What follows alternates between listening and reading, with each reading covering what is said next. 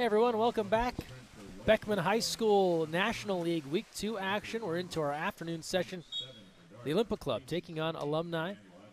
Olympic champ Cammie Craig. Greg Meskel joining you here from Orange County. It's Olympic Club in the white caps, Alumni in the dark. Alumni coming off a tough loss to Riptide to close out our morning session. They had a final opportunity there to try and tie that game on the counter. Alex Wolf, a monster save, and that's how that one ends. Olympic Club, meanwhile, found themselves in a ridiculously high-scoring affair with LA Athletic Club, where they fell in that match, allowing 22 goals in what has been a shorthanded day for the San Francisco-based squad. But we're underway in this one now, and John Sibley out of the cage to gather that one up.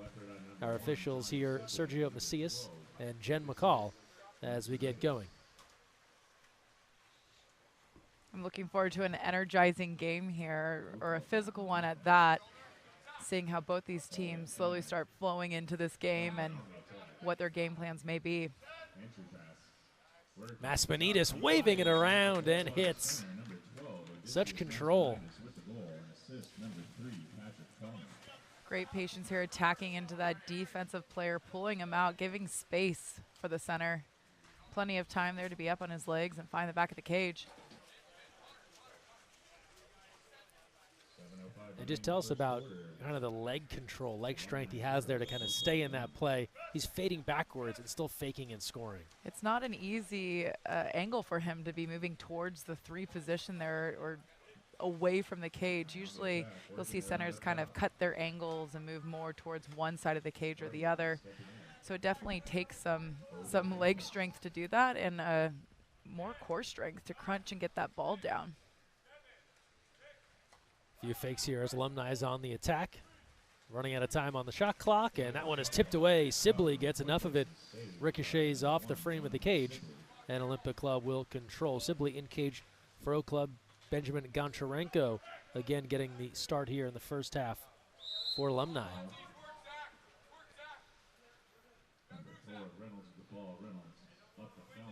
Here's Feltner. He had 7 goals in a game earlier today. See if he looks to unload a few more shots here early on. Entry in.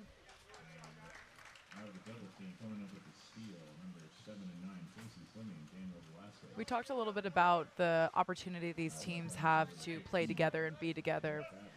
Over the break at lunchtime, I saw Olympic Club all walking together as their whole roster of 9 today from lunch, and put a smile on my face as they got to spend that time together and really enjoying these weekends, being able to play the sport that they love and enjoy the connections as teammates. Yeah, you know, I noticed you talk a lot about that, kind of getting a chance to kind of be together as teammates. As we see an offensive foul here, and it'll turn back over to Olympic Club. It seems like that's not in your older days, but in your master's days now, it's what you really enjoy about the sport. I think it's even what I enjoyed about playing. I mean, when I think about what I'm missing here, it's not the training. It's not the 6.5 hours of training a day. It's really being with my teammates, those connections, and all the small moments that you miss just by really being there. Yeah.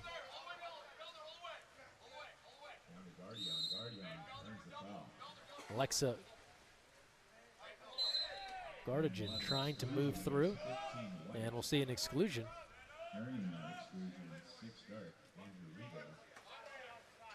The exclusion will go against number 15 on Olympic Club, Wyatt Barker. In front, the tip. Sibley hangs on to it, still trouble, and it's able to be dealt out of harm's way as Monsees is able to control. Sides come even. We saw a really wide open post there, but just enough hands and tips on the ball to slow it down and get a handle on it. Entry in. Good look. Just off the post. That was everything but the finish for Connor Stapleton, as he had great inside position. Just couldn't put that one away. 4:18 to play here, first quarter. It's a 1-0 lead for the Olympic Club in the early stages.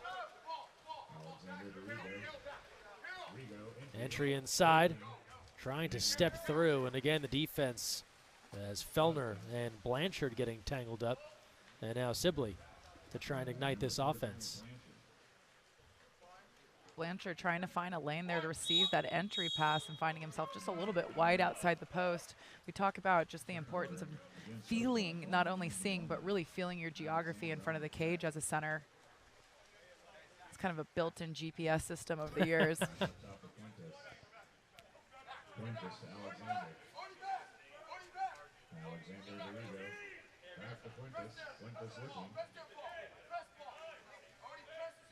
Olympic From here. the outside, wow, what a shot from Fuentes.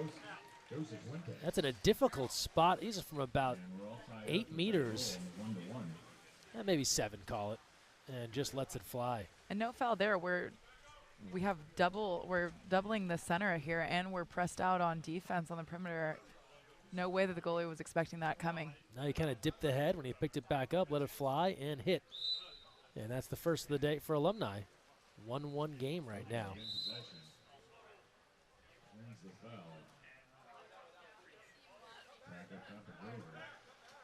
Grover now moves ahead. Here's Fellner. Some work being done in the 2-meter position. And ricochets off the post on the Fellner try, trying to pick up where he left off earlier this morning as Goncharenko controls.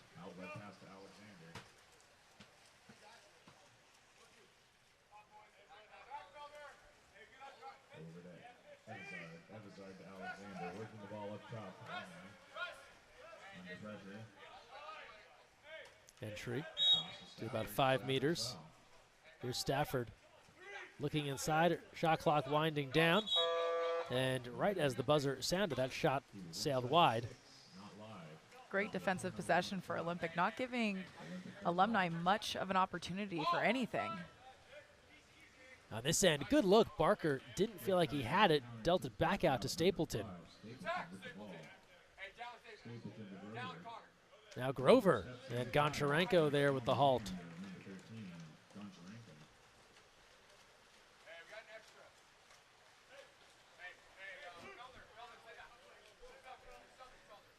These subs on the fly allow teams the opportunity to double up and cover the center, and it's definitely eats time up on the clock. You're almost willing to give up half a possession when you're looking to do these subs on a fly if they're not done kind of fluidly or smoothly.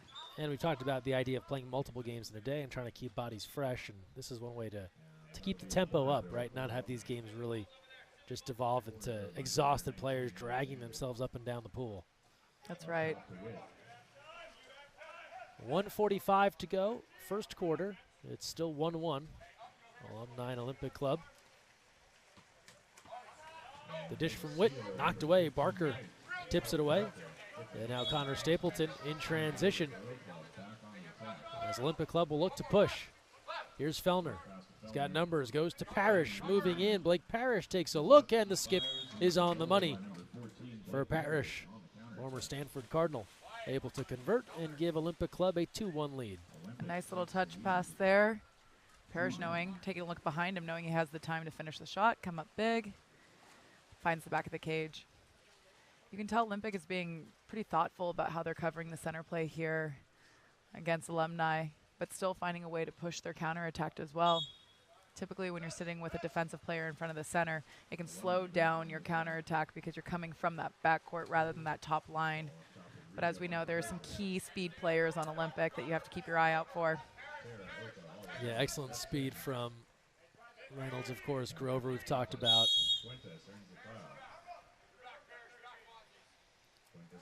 Another rope from the outside. Fuentes, a couple of lasers, throws up the goggles after he drills that shot. The goggles. Look at this, again from 6. Great bar in. Here it is on the turn. Laser beams. And now it's a 2-2 game now for Alumni and Olympic Club. 2 goals for Fuentes.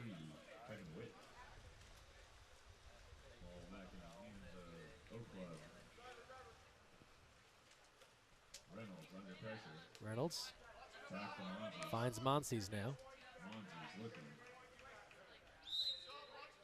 Here's Parrish in the corner. Monsi's thought about it.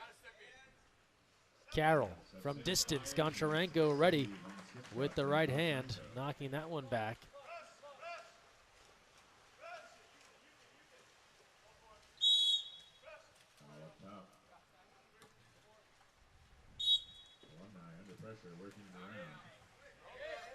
Lots of physical play here on the perimeter. Ball gets inside.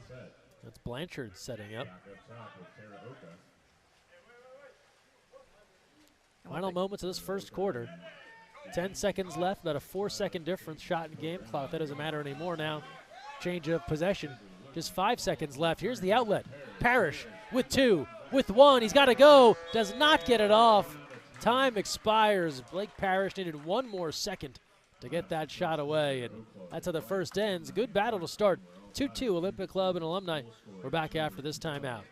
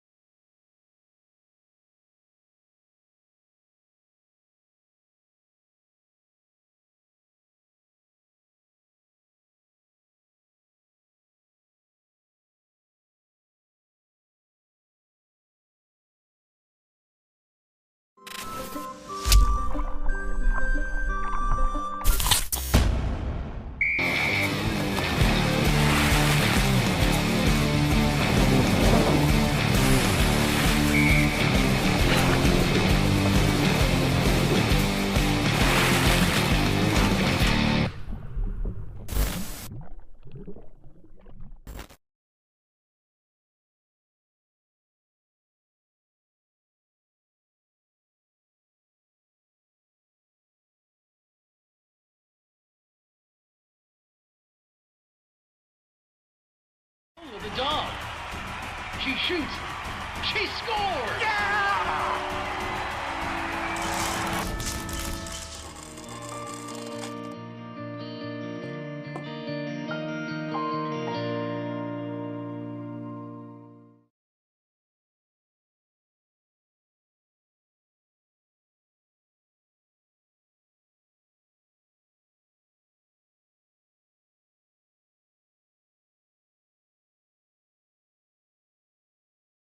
While promoting water safety.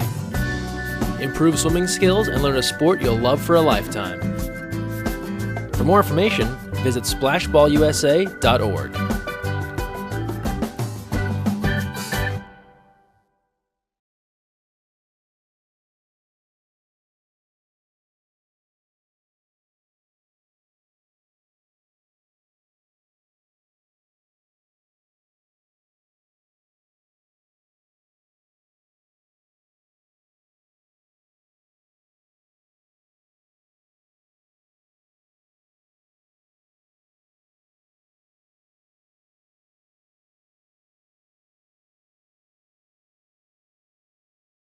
Beckman High School, the scene for National League Week 2. And it's all even at 2. Alumni and Olympic Club. Fuentes with 2 for Alumni. That's how they have gotten their goals. To start the second quarter. 7, John Grover on the attack. Entry pass. Backhand, and it's saved by number 1. That one's tipped out by Goncharenko. Benjamin Goncharenko, but Fuentes from nearby Lake Forest, California, went to El Toro High School. Played his college water polo at UCLA. Number 14, Blake Parrish. Quickly up top to Reynolds. And we'll have a foul up top for Grover. Here's Grover. Grover and Feldman working up top. Olympic here having lots of patience on their attack. Pays off. Monsi's on the skip. Left-hander able to convert. Again, just taking their time consistently. They're either working for their center or constantly creating on their movement, moving the ball fluidly. Not too many over drop passes on that possession. Over to Rigo. Rigo ends the foul. Rigo to Fleming. Fleming's foul. Caught high side on the defense. And then a takeaway. So Monsi's scoring and then gliding back, able to come up with the steal. Plucks it out of the air. Pushes the counter.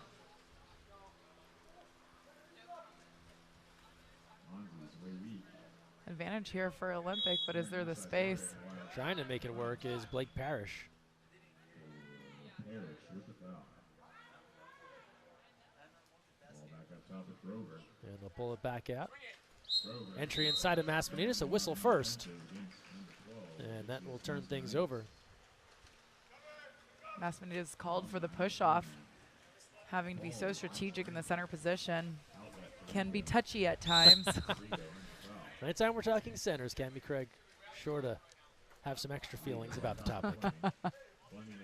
3-2 lead for Olympic Club. Second quarter action here. An exclusion now. That will go against Fellner. Power play here for Alumni.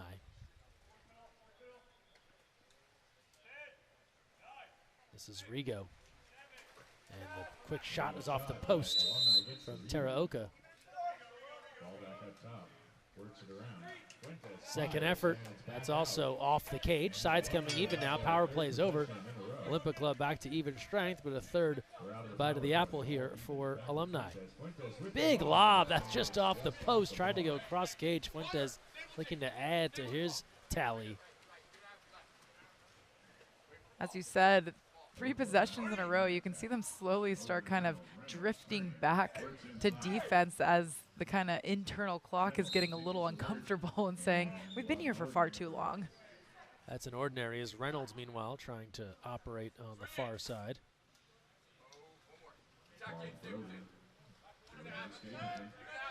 Stapleton threads that inside. The exclusion. That will go against Fleming as Masmanitas continues to be a tough cover down low.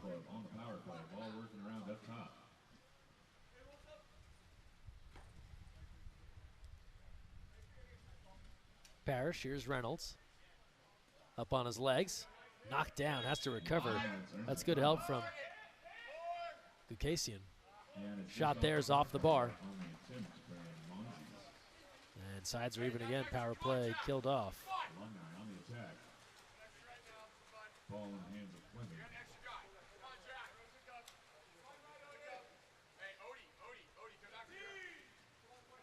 A subbing on the fly here, allowing Olympic to get comfortable in their defense. Over to Alexander. Alexander alone up top. Alexander inside, clean look, and as Velasquez turned, he had more time than probably he thought. Ended up sending that one well high in the cage to keep things 3-2 in favor of Olympic Club. 4:37 to play, first half. Parrish fills a lane. He'll let fly, save Goncharenko.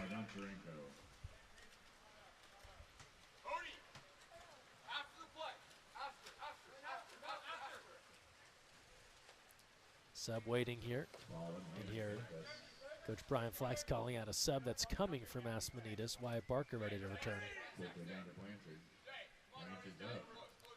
Blanchard on his legs, and Sibley is ready. Last few possessions here, both teams are kind of just looking to pick that ball up and shoot. Needing to settle into their attack just a little bit more to find those opportunities. Now 6 saves, by the way, for John Sibley. On this side, off the post, Reynolds right in front. Just couldn't put that one away. And Goncharenko able to control.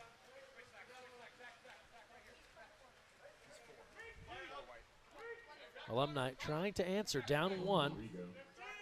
3:30 to play, first half, they do. The response is there. Andrew Rigo able to hit and tie this game at 3. Olympic is getting a little bit organized on their defense and put them back just a little bit. So good response here from Alumni. And we know Cammie talked about it earlier today with Olympic Club not having their full roster intact. They are susceptible to being worn down over time. We're looking at a bench with just 3 subs. Having to be mindful of how many exclusions are being picked up by each player. So all tied at 3.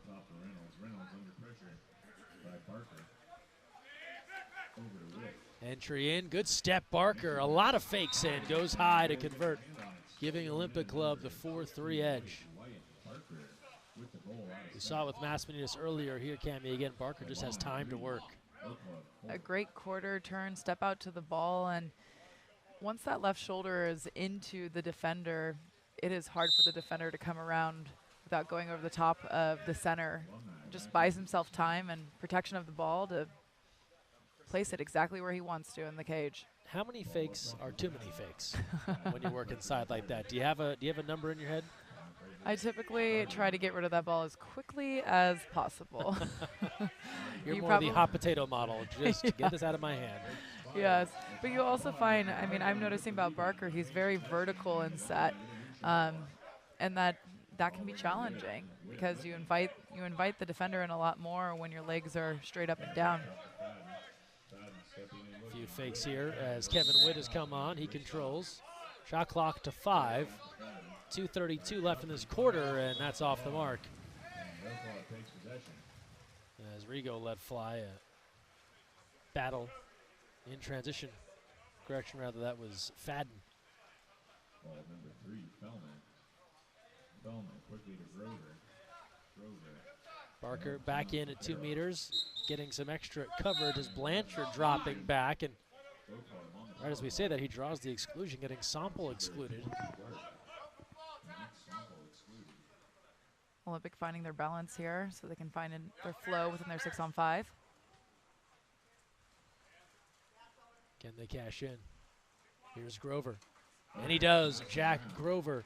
A 2-goal edge right now for Olympic Club on the power play connect to make it 5-3. Grover having time here, locking in everyone right over the head of the goalie.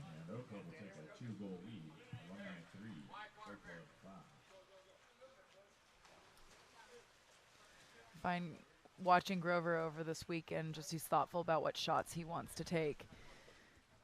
Oftentimes he'll find opportunities, but really know if he should take the shot or not, right? Has no problem being unselfish, getting others involved. The classic, giving up a good shot for a great shot. Good tip, Fellner. Reynolds fills a lane, almost had a steal. Shot clock, still plenty of time because it reset there. Back to 20 after the ball nearly changed hands.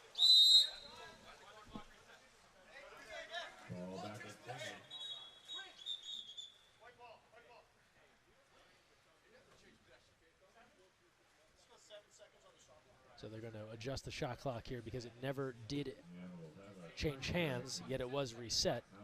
It'll now be 7 seconds on the clock for Alumni to work with.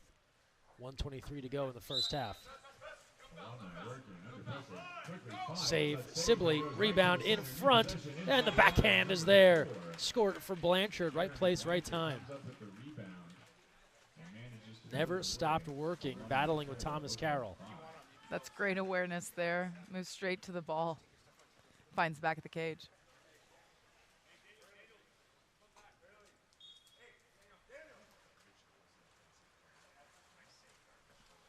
So 5-4 now, Olympic Club.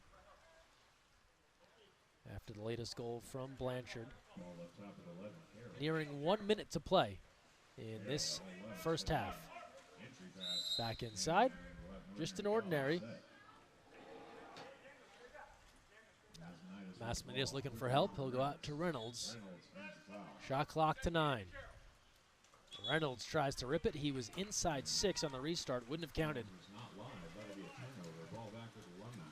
And it'll come back to Alumni with a chance to tie here as we're closing in on halftime.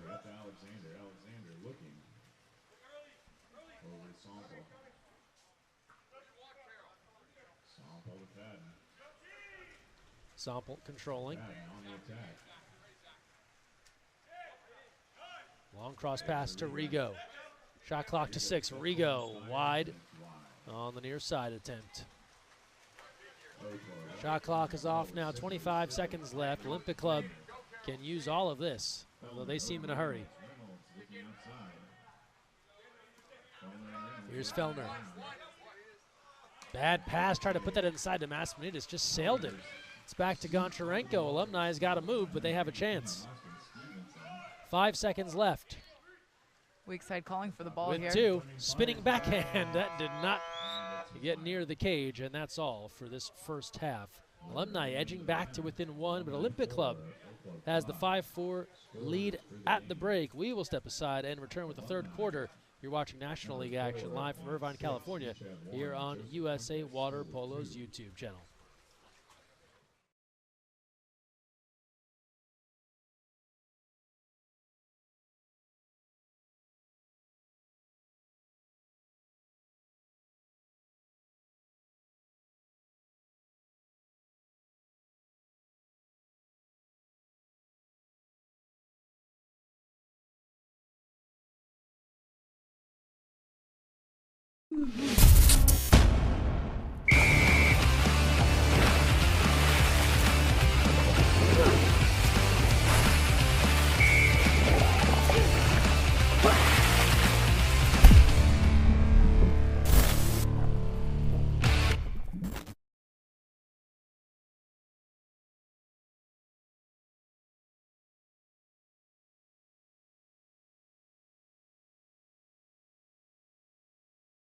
But wait, Coach Krikorian has just subbed in their secret weapon, Lola the dog. She shoots. She scores! Yeah!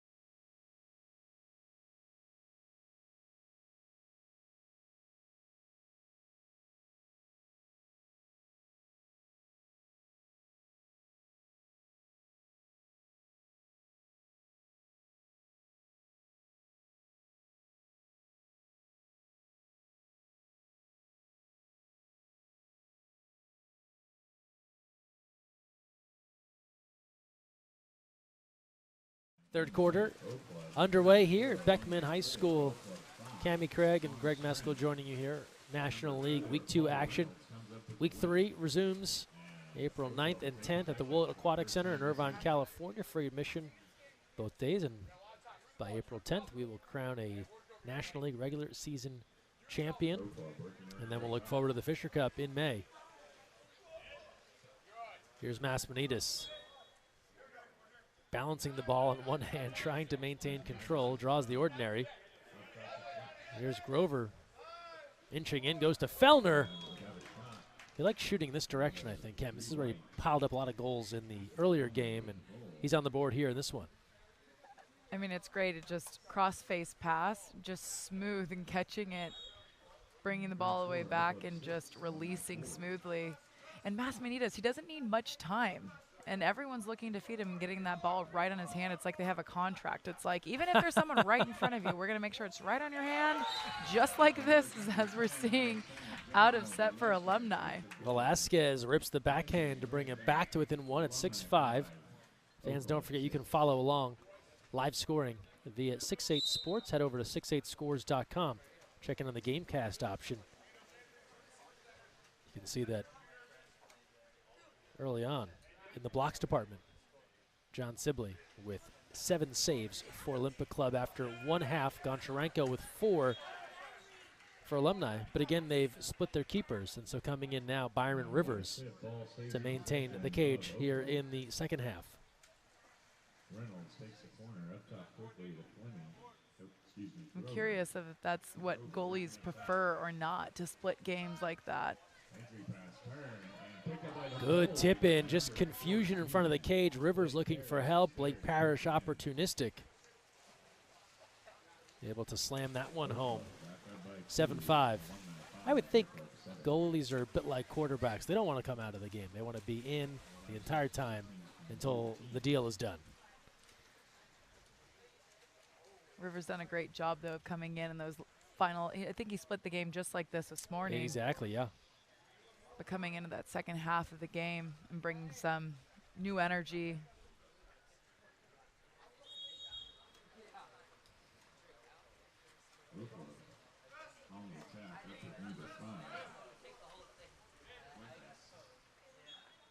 Olympic here, putting the pressure on defensively, running a press.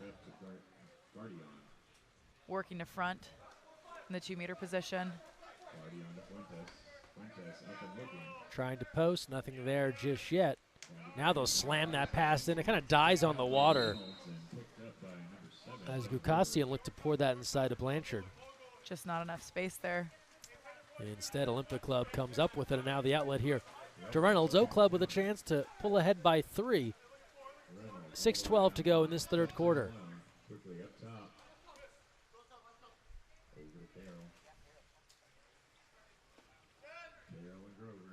Here's Stapleton. He'll take a look. His shot if he wants it, and hits. Connor Stapleton connecting from distance. And Olympic Club now in front by 3, their largest lead of the day. So they go in front 8-5 with 5:56 to play in the third.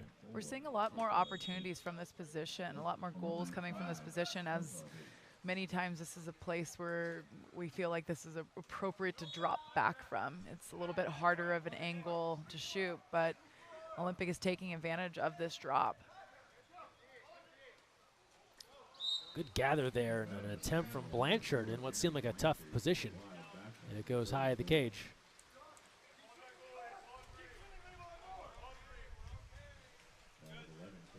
So an 8-5 lead for Olympic Club here in the third, looking to add to it.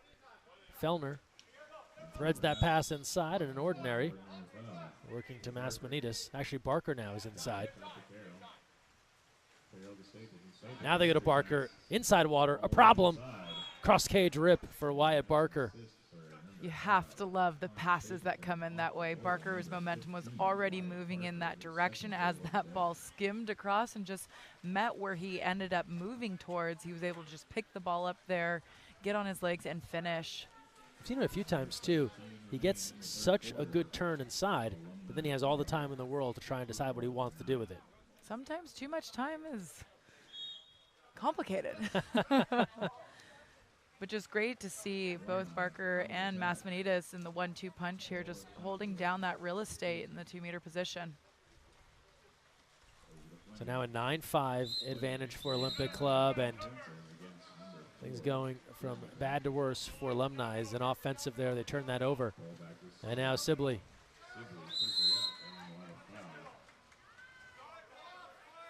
Olympic with quite an advantage, but that heavy foul bought Alumni some time here to recover on defense. Olympic Club stepping in with Fellner, has a lane, and Rivers able to control that one with the right. Rivers, the former all-GCC selection for UC Irvine. Inside position on this end, and Sibley with the left, second effort, and that one slides just past John Sibley. Score for Brent Teraoka, who did not give up on the play. Big move here, regathering the ball. Again, you can sense that he can feel where defense was once the 2-meter defender was on his back on his left side and then cuts off and feels the back of the defender coming in to crash and help, shrugs off of him, and then finds the back of the cage. Alumni battling back to within 3, now 9-6, 4:15 to go in the third.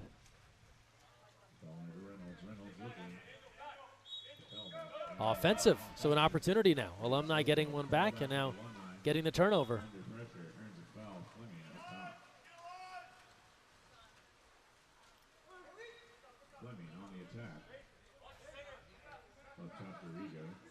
Rigo takes a look.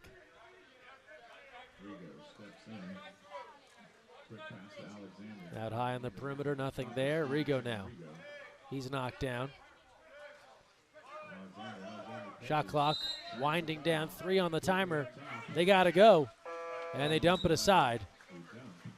Didn't want to launch the counter. You had Monsies and Reynolds, full head of steam, and now here's Reynolds still in front.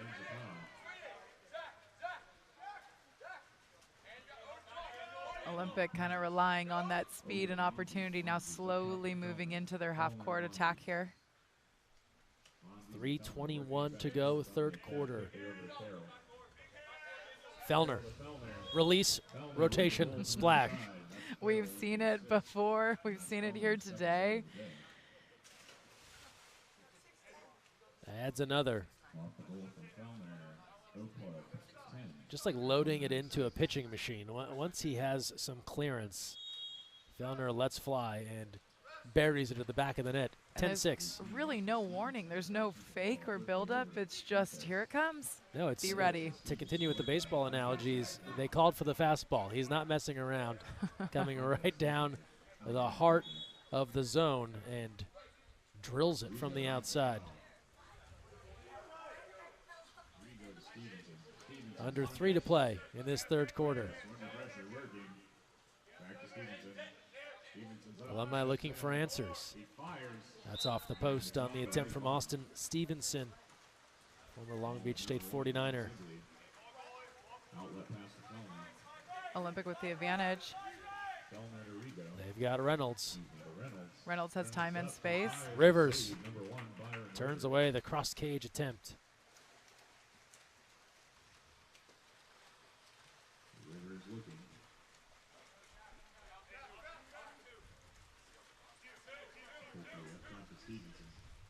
Rigo now. He'll pour that inside and just trickles away from Velasquez.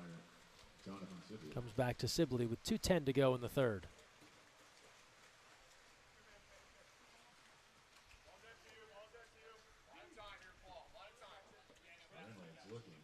Olympic Club in no hurry here, ahead 10-6. Remember, only 3 subs on their bench, so they can try and slow some things down. Inside, and Rivers, they were trying to get Masmanides involved. That's the challenge in a long kind of entry pass, is just time to react and respond for the goalies. Just depending on your position in front of the cage, you've got a clear lane for them to come out and steal that ball. And now can Alumni try and put something together, and as I say that, they will not on this possession as they give the ball away. On the offensive, Rigo looking for a call, not getting it. And Olympic Club heads down on the offensive end. And an exclusion. Kick out on Gardigan. Power play for Oak Club with 1:12 to go in this third quarter. Ahead 10-6. Fellner thought about it. Dishing. Field block. Big swat there from Gukasian. But then the follow. Never giving up. Masmanides. It's great. I mean, we've seen a few of these, what we call garbage goals. Wow, how about that? Masmanides just from behind taps it out of the other player's hand into the goal. Great job by our Game On Live crew to get that angle. Just staying aware and looking for those opportunities constantly. I'm trying to think if I've seen that before. A player kind of turning away from the goal and the other team just kind of smacks it out of their hand right into the goal. we do this drill called Queen of the Court, where everyone has a ball, they have to hold it up. Yeah. And it's about knocking the ball out of each other's hands, and it looks a lot like Oh, this. well, okay, so then you've seen it many times. Under a minute to play in this third quarter. 11-6 now, Olympic Club after Masmanitas tipping in the Queen of the Court goal. Rigo lets fly and hits. Adding one more for Alumni, but this has been the problem for Alumni. They get one back, they need to get quite a few back. Rigo really working for that opportunity. Strong few strokes in to a release, popping up and just buying just enough time to get the shot off and find the back of the cage. Never getting it live is the Olympic Club and Thomas Carroll. So here comes Alumni now. Filling a lane, and Fleming just puts it high at the cage. 21 seconds left, shot clock is off. Olympic with the advantage, but in no rush. And scoring is Paul Reynolds in transition, goes up over Rivers and able to hit. Reynolds finally not on the 2-meter line as he's usually on the counterattack on that bottom line. Nice positioning here and just finds it right over the head of Rivers. So a 12-7 lead now for Olympic Club. As this third quarter comes to a close, they have put themselves in great position, headed to the fourth. Last chance, here's Witt. Steps through and time expires, doesn't get a shot off. That's all for the third quarter, where the Olympic Club has surged in front 12-7. We take a timeout and come back with the start of the fourth after this break.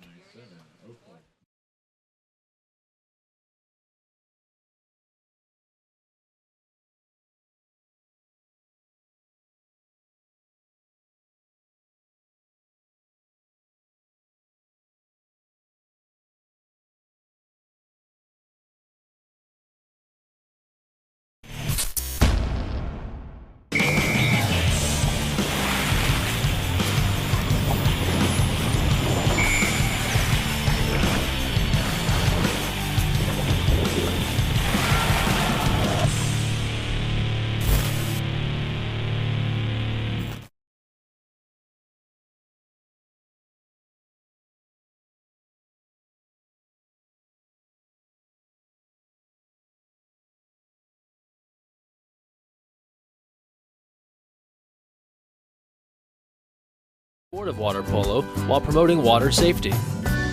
Improve swimming skills and learn a sport you'll love for a lifetime. For more information, visit splashballusa.org.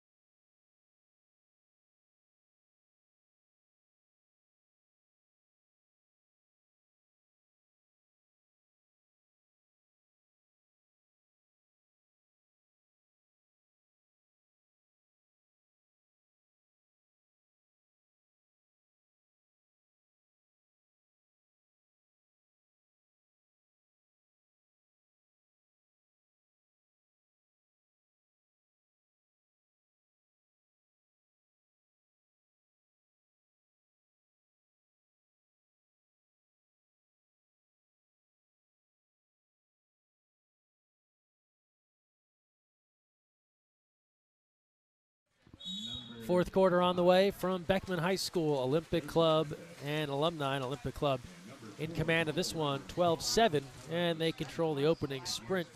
Here's Blake Parrish.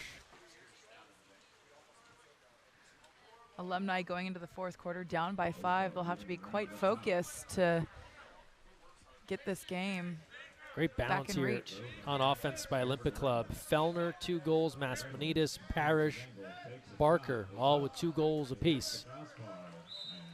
For Alumni, Fuentes, he had the 2 goals early, a couple of excellent outside shots. Rigo has come on to add 2 as well. Sibley with 7 saves to lead all goalies in this one. Alumni here looking for those quick opportunities.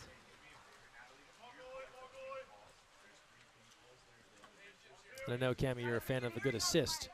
Fellner has 2 goals, but he's also added 3 assists so far in this one. All those numbers available at 68scores.com.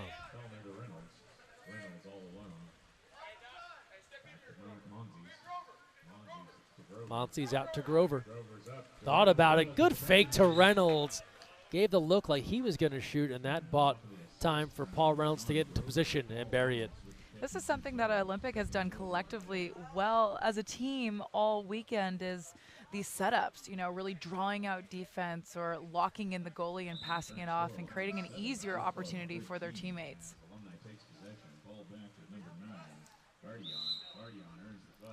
So 13-7, Olympic Club looking to be on their way to victory, and a takeaway. Here's Fellner as the open breakaway. Defenders giving chase, but this is Fellner's time to shine. Moving in and buries it. Goal number 3, a hat trick for Fellner. A little 10-piece on the day for Patrick Fellner. 7 earlier, 3 now. Watching him take a few big breaststroke kicks in, but just how quick his release is. Even watching River just a little bit delayed on getting his hands up there. Just testament to how fast that ball is leaving the hand. So a timeout called here by the Olympic Club, and a good one to try and conserve energy. 14-7. So we said a limited bench, but they have done the job in this second game after they could not keep up with the offensive juggernaut that was the LA Athletic Club earlier today. 22 goals scored by LA in the win. Olympic Club coming back ahead here, 14-7. Got one more game on the docket coming up after this. Riptide will meet USA Academy. I'll have that for you right here on USA Water Polo's YouTube channel, youtube.com/USAWP.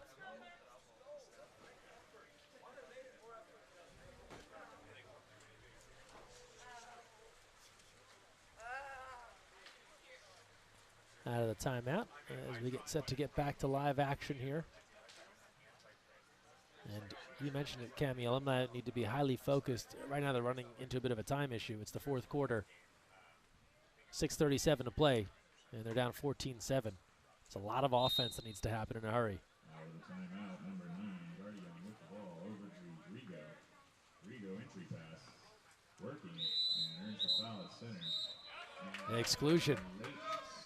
This will help the efforts of Alumni as they get the exclusion and then give it right away. Just trying to pass it back out to the perimeter and taken out of thin air. Connor Stapleton with the rip. That first pass, an important pass to take care of. It is one, though, you see kind of a casual pass sometimes. You're just trying to get your 6-on-5 offense That's started, right. but you can't take it for granted. And again, Olympic is coming with that focus of taking advantage of every opportunity that they're seeing. But you're absolutely right. You can kind of get lulled into say, okay, let's get this ball out and get the 6-on-5 set up, and not taking care of that first pass. Rivers with the save on the Parrish try, especially when you're down 14-7. You're thinking, let's just go. We've got to try and get something happening here on offense, and it ends up being a takeaway. Ball side possession here. Just an ordinary. Looks like Alumni is wave off the goal. Alumni is looking to run that double post just to create more opportunity. And like you said, they are running out of time, but it's about the repetition now and the effort and still building off those connections. This is weekend 2 of 3.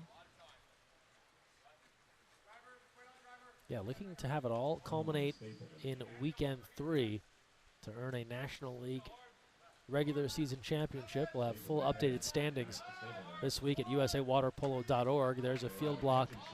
Also, head over to usawaterpolo.org for our National League roundup. Get you caught up on all the important stats and results from week 2 of the National League. A lot of fakes on this end.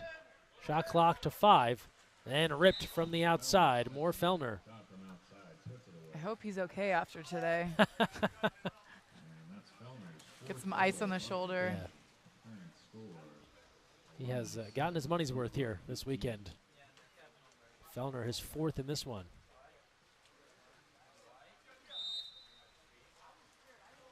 Ball back in the hands of Alumni, number 9, Alexa Guardian on the second inch. Guardian looking. And there's a foul, number 16. Tara Oka with the ball. Up top for Rigo. On this end, and that just losing the handle. We've seen that a couple of times here today. Just shots that go wildly off target. And that attempt there for Alexander never had good grip on the ball. I think there's at times, I mean, there could be sunscreen on that ball. I've been watching it pop out of the hands of quite a few players. And now a stop here by Rivers. Looking to counter.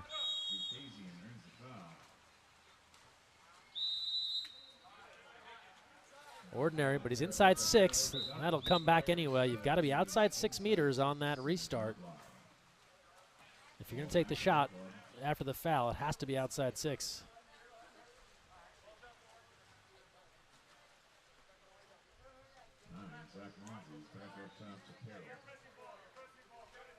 .342 to go in the 4th. This outcome not in doubt here. 15-7, Olympic Club leading.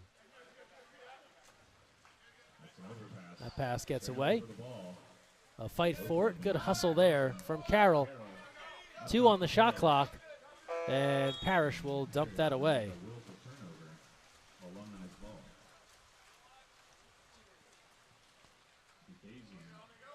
Starts the possession, looking. 3:14 to play, 4th quarter. Olympic really looking to camp out on their center play here. Rigo. Forcing Alumni to make some movement on the opposite side. Kevin Witt waving it around, and that shot blocked by Parrish. Rebound fought for. And the ball will change hands and go back to the Olympic Club. So this Olympic Club defense also clamping down here as well. Not allowing Alumni to get anything easy, despite the 15-7 edge.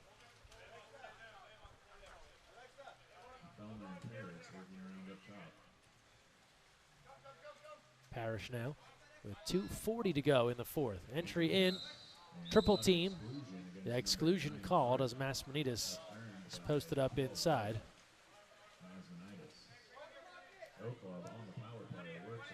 Olympic Club on the advantage.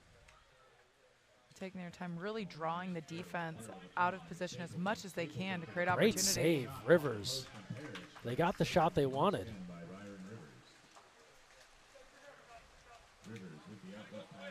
But Byron Rivers able to make that stop. We look at power play numbers here. Olympic Club 1 for 4. Alumni 0 for 3 on their chances.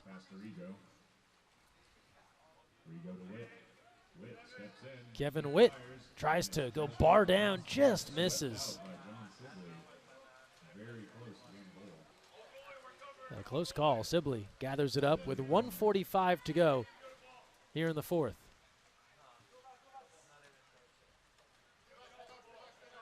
Olympic slow to enter their half-court attack here. Really trying to just protect the ball and run their time. Yeah, they don't need anything. They'll get very close. That looked to be a short goal, but Parrish puts it off the bar. Patrick Fellner's led this team with 4 goals. He's got the plus 7.3 plus minus on the 6-8 scores, so leading everyone in that category as well. He's added 3 assists to his 4 goals. Entry inside looking for Tara Oka. He scored earlier today. And then a rip.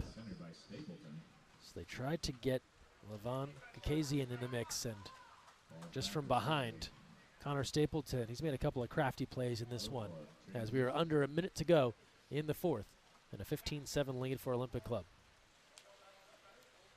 All down to Monzies. Monzies back up top. Masmanides, the turn, the fire, the score. Still feeding Masmanides. Last offensive possession most likely for Olympic, but they're still going to feed him right on the hand and look for those opportunities. Great snap, clean snap off and set, and able to convert. Just continuing to work for the center, even though this one has been decided, just not stopping on those great entry passes. I tell you, it makes it incredibly challenging when you have shooters hot on the outside, and yet, I mean, no matter how deep they're back in a zone, they're still finding the hand of that center, and it's hard to solve for.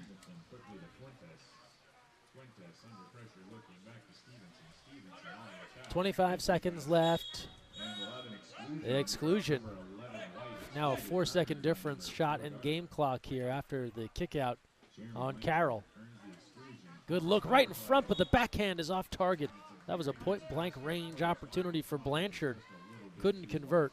Sides or even shot clock is off, and that's all for this one. The Olympic Club is going to bounce back with the victory here after the loss to LA earlier today.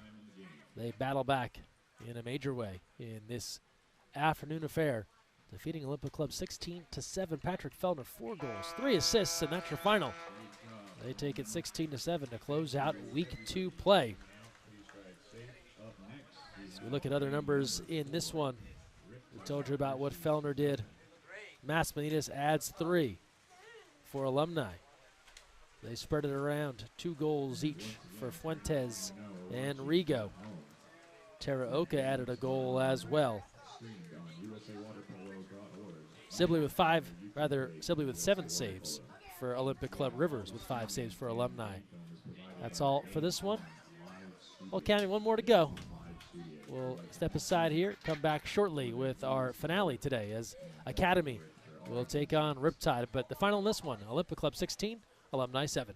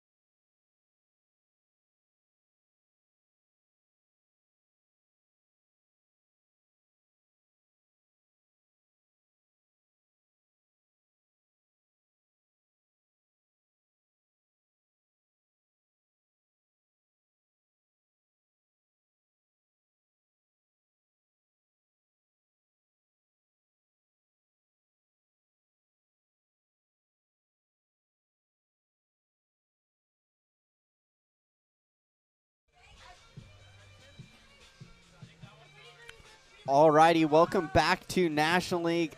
I'm Trevor Linton. Alongside me, Cammie Craig, a very decorated Olympian. Thank you. Cammie, you would have to tell me all of your accomplishments. I'm clearly not nearly as informed as I should be. That's okay. We'll keep it simple. Okay. Former center for the women's U.S. water polo team, 3-time Olympian, 2-time gold medalist. Very, very impressive stuff from Cammie. We've got Riptide and the USA Academy team in the water here at Beckman in Irvine, California. We've got National League underway here. Riptide played earlier in the day today. Academy has only played once. This will be Riptide's third game of the weekend. Players to watch out for, we've got Pantaleon on the Academy team. He scored 2 yesterday. But let's talk about Alex Wolf. He was incredible in that game earlier. 11 blocks and one at the very end. Tell us about that, Cammie. I mean, Wolf is showing up this weekend, that's for sure. But that last second block was huge earlier this morning, and he's just a wall. Yeah. He's hard to get around. That's for sure. It was a one on nobody and just boom, shut it down. Yeah. All the way out of the water, he can, like you said, he's a wall. He can get up pretty tall, and he's got a big wingspan. He's able to really control it there. Sprint is won by Riptide. Like we mentioned, this is their second game of the day, so probably going to be some test of endurance, fitness. We'll see how they hold up here. A big turn from Yuno to start. Yuno will get it back, and a great save, though, from Herzer, who's in the cage on our right for the Academy team. Just a reminder, the Academy team is the 18 and under national team. All of these young men will be looking to earn a spot on the roster for the youth national team. Great ball under, and a steal from Sarmento to stop the attack from the Academy team. A very long downline pass from Wolf and cutting it off across the middle perfectly. Young Ryder Dodd, who is also a big threat for the Academy team. In this game here, you'll see experience versus just some young, youthful energy out there today. Absolutely.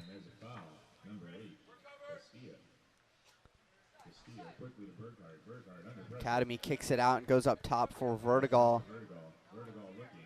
Vertigal over to Larson. Larson earns an ordinary, is outside 6, opts to shoot that, and just goes wide. Wolf was over there, though.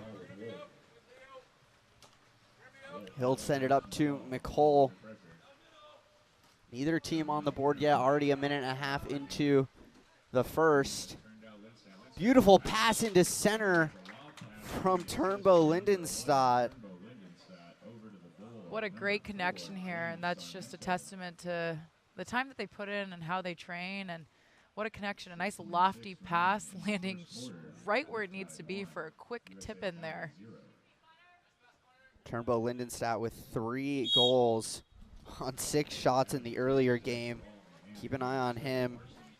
And clearly, as you see there, the ability to pass as well. A big threat for this Riptide team. Academy with it now. Larson over to Vertigal. Larson off to the wing. Berghart will send it back up, and it connects with Larson. Trying to get a centering pass. Good defense from Riptide. Academy gets the ball back, but only 1 second on the shot clock, so they will dump the ball and turn it over. Just a reminder, Academy doesn't have that many repetitions of playing together as a cohesive unit, although I'm sure they've played together on different teams outside of the Academy team, and most definitely have played against each other. But really, they're taking National League as an opportunity to get these repetitions and get to know each other, so you can see them be thoughtful and strategic about how they're setting up in their offense, communication on their defense. But really, we're watching them build and learn connection out there as they play. Absolutely, and it's great practice to be playing against these much more experienced players in the Riptide team. And like you said, trying to build that chemistry both on offense and defense. I think one thing that's really cool about seeing Academy out here is all of these young men are working towards making, you know, the U.S. national team on some sort of level, and they're able to sit here and shoot against experience like Wolf in the cage, who's an Olympian himself. Absolutely. Just kind of passing the torch here. There he is, Turnbow Linden stop right off the crossbar and in. You see him stay on his leg. He brings that ball up behind his head there and takes a few breaststroke kicks forward, taking up that space, and a nice near side bar in. Just making that look easy. We know it's not. So 2-0 the lead for Riptide just over 3 minutes into the first here. We'll see what Academy can do as they work to get on the board here in the first. Ball comes down the left-hand side to Hagen. Up top for Pantaleon. Pantaleon scored a couple yesterday. Academy will pick up the rebound. USA works it around, entry pass, he fires, and it's a goal out of set. Number 3. Great center entry pass here. Good isolation, just down there on the 2-meter line. A quick little pass into set, just enough time, hooks it, kind of swings it overhead. Finds the back of the cage. Wolf is smiling. He tried his best to keep that out. Saw him scramble to pull that off the line. A little bit of an overpass, trying to connect with McCole from Riptide, and Academy will pick the ball up here. Riptide has most definitely found success in those kind of lofty in front of the cage passes with just small opportunities and space to convert, but nonetheless have. Academy earns an ordinary and sends it up top for Notskanian.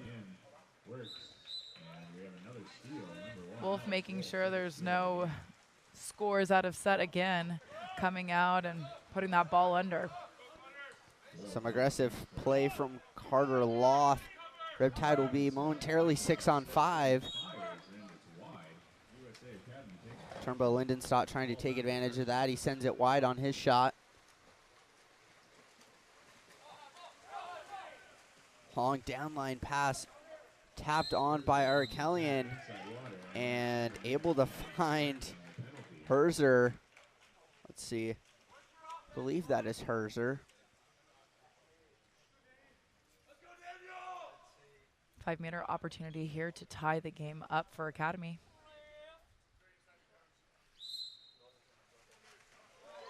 And scoring past Wolf is Natsakanian on the 5-meter. The replay here. Looks like it goes right over the head of Wolf. Not a lot you can do on the 5 meters. Up to Uno for Riptide. Trying to organize some offense here. Ball is sent over to McCole. Into center. Big turn for Gonzalez. Keeps a handle on the ball. Finds his legs here. And puts it into the back of the cage. He's got to be happy about that. Is looking for a sub now. Came off saying 1 and done. He scored and he's done. Now Academy the other way with it. Natsakanian up the near side to Ryder Hagen, and up top Pantaleon. Pantaleon's got a big arm. Academy doing a great job staying mobile on their offense and keeping Riptide on their toes in regards to defense. Alex Wolf gets a piece of that. So in at the 2-meter for academy here. USA in motion. 19 working. Quickly up there, Kelly. Up to Erikelian and turned over as it's taken away by Uno. He'll earn a free pass. Advantage here for Riptide. We'll take their time, pull out here, and set up their half-court offense. Turnbow from deep and tipped wide by Herzer, getting a piece of it. Turnbow just seeing what his limits are, what he can get away with here.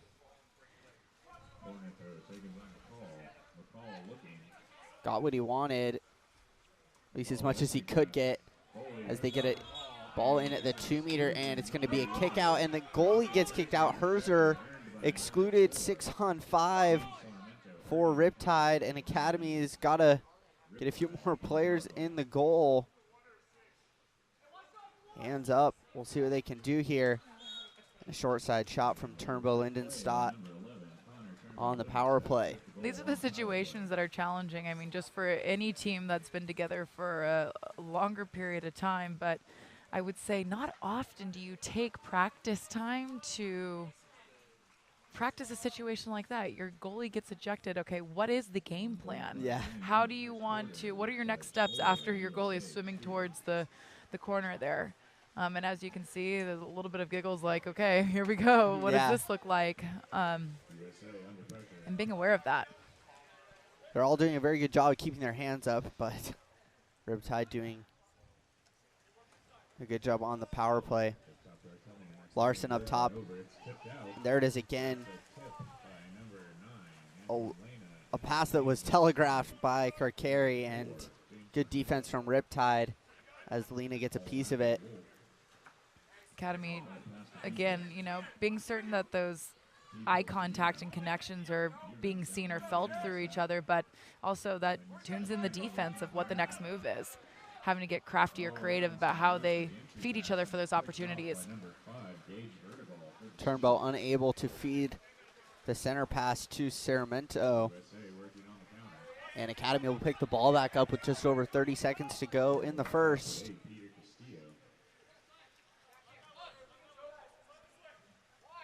We're looking at a double post here set up by Academy. Castillo over to Dodd and up top for Karkari. Shooting from deep. Lots of traffic in front. Rebound pops out. And hard work from Sarmiento on the double team to pick up the ordinary. Riptide will get the ball back. 5 seconds in the first, sent over to Turnbow Lindenstadt. He will shoot that in an easy grab from Herzer to end the first. A 4-2 lead for Riptide after one. We'll be back in just a moment.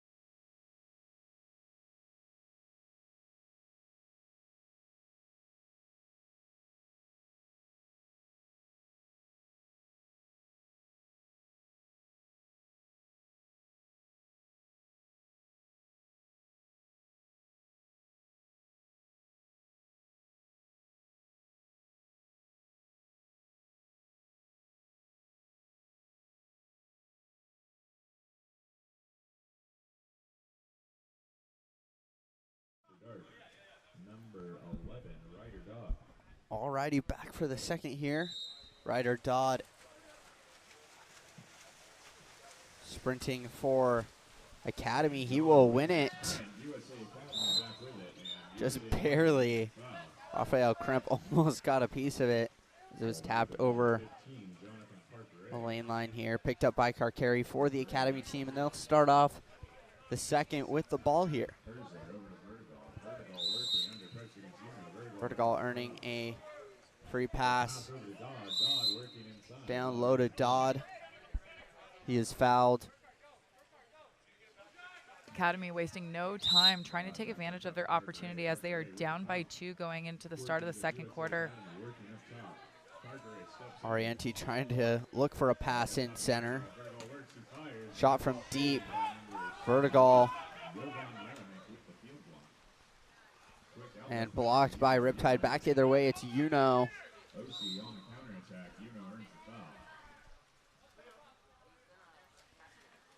Riptide slowing it down here to set up their half-court offense. Jeremic over to Peoples and then Uno. Uno shooting short side. And Herzer visibly not very happy with himself there. Uno having some great shots over the weekend. Just a player that's up on their legs and can hold the ball and be patient and have a few fakes facing the cage and finding the back.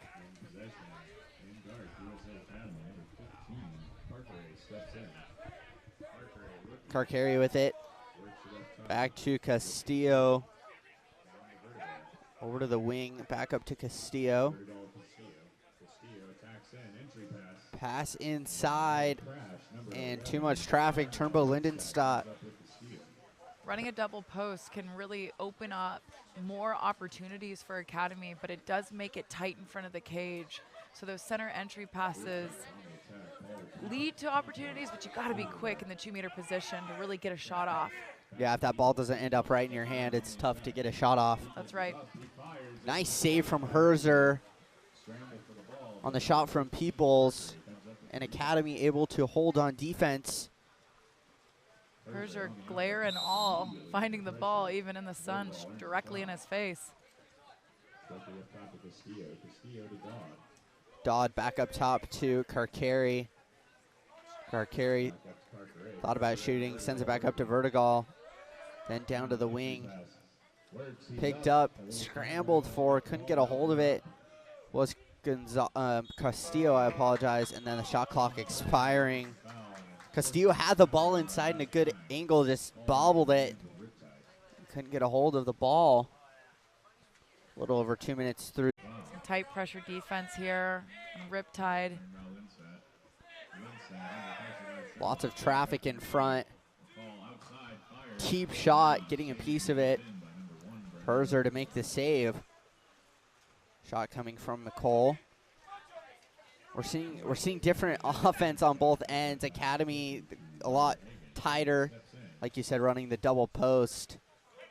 And then Riptide on the other end, you see them a lot more spread out to open up that space in the center.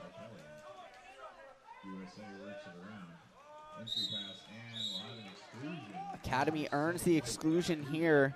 Jeremic will get kicked out, and we'll see what Academy can do on the power play.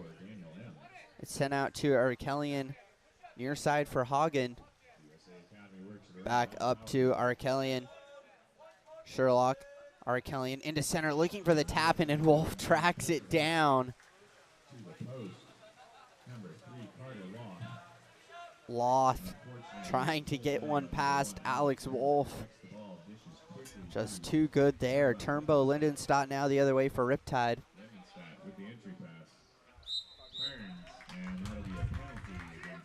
And a 5-meter here, a great pass inside to Sarmento. Sarmento continuously catching these kind of lofty, from over his back passes, and ends up bringing the ball squarely in front of him and making moves towards the cage, here leading to a 5-meter opportunity. He'll catch it up in the air and then does a fancy sort of spin move to keep it on his hand. Very impressive there, as Uno will score on the 5-meter. following the earned penalty from Sarmento. You know, having just quite a quick release here. Again, taking advantage of his leg strength and quickness in his release. 7-2 now the lead for Riptide, just under halfway through the second now. Sherlock up to Arkelian. Tight defense from McCole as he got a piece of the pass. Riptide now putting the pressure on Academy. They're going to have to make safe passes and protect the ball as they move it around the perimeter. Sherlock looking to shoot. Tough defense from Uno. Has to send it back out to Arkelian. Tried to feed it into center towards the end of the shot clock there. And way too much traffic from the Riptide defense. Wolf will pick it up and then look to send it the other way. Riptide back on the attack. Peoples up to Jeremic. He earns the ordinary. Riptide really just taking their time and being patient here in their offense. The score is allowing them to do that right now. Peoples sends one, skips off the water and over the cage. Herzer will start things up for Academy. We'll see what they can do with just over 2 minutes to go. Academy with the advantage here. Let's see if their spacing and timing will let them convert. And just a miss there. A great opportunity for Loth in center. Offensive here in front of the cage. Academy back in the half-court offense on the attack. Loth will pick it up and send it out to Arkelian. Along to Larson and up top for Atakanian.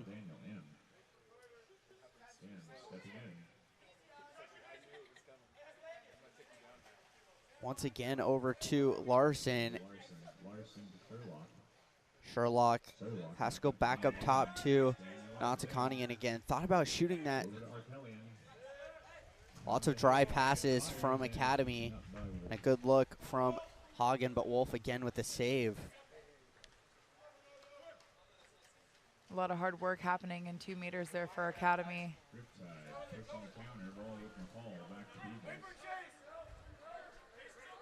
Peoples now for Riptide. A good look just out of the hands of McCole. He's able to pick it up deep.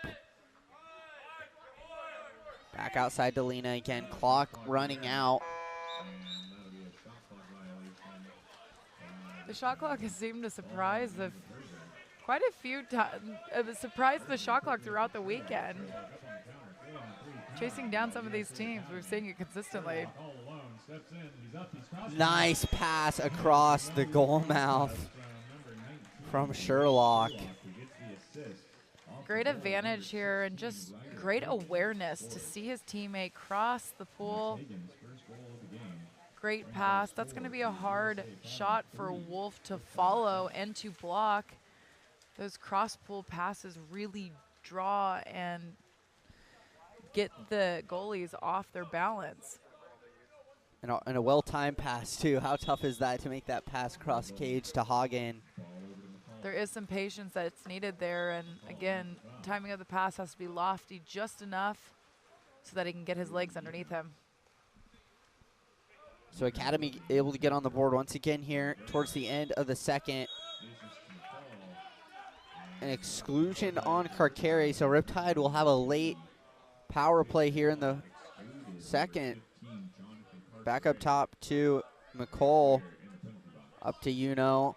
Riptide offense starting to drift inside more, and that hits a player in front and goes over the cage.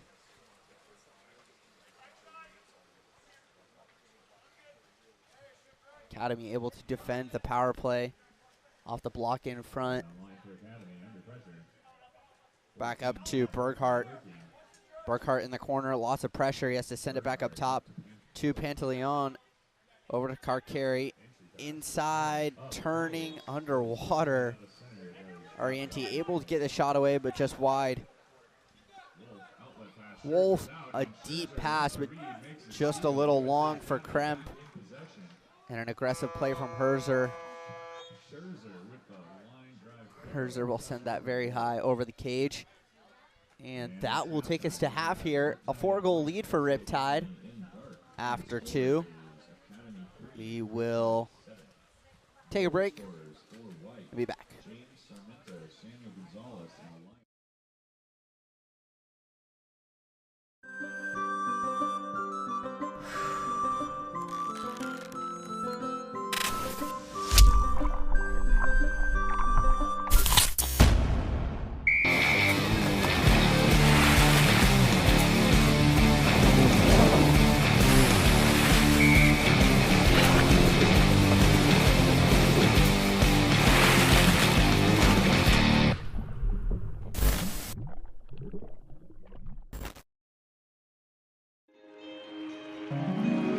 Time's running out. They need to score. Lola, we need you. Get in there.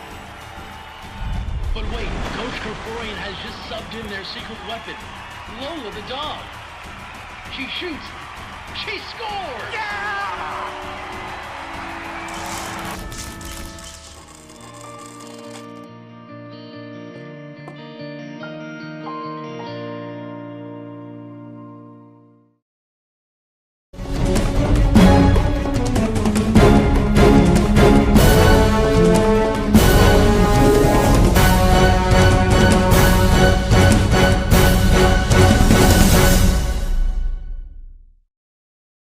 Which one? Yellow? Yellow. Now blue? No, orange. Now blue. Whew.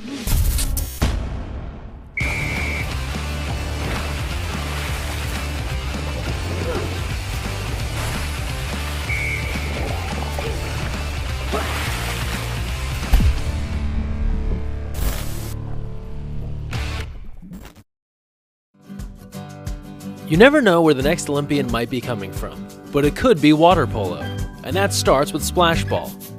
Splash Ball is a program for children ages 5 through 9 designed to introduce them to the sport of water polo while promoting water safety. Improve swimming skills and learn a sport you'll love for a lifetime. For more information, visit splashballusa.org.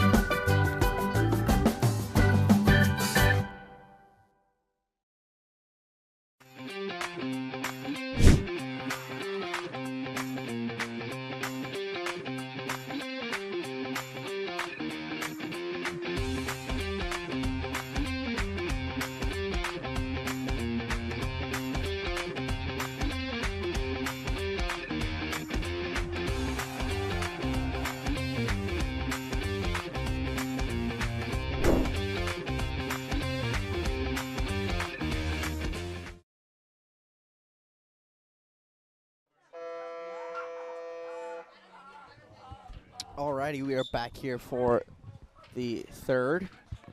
Goals coming from, at least on the Riptide side, Sarmiento, Gonzalez, and Lowell, all with 1. Turnbow, Lindenstadt, and Leo Uno, both with 2 each. Herzer actually has Alex Wolf beat in blocks. Herzer's got 6, and Wolf with 4 following the first half.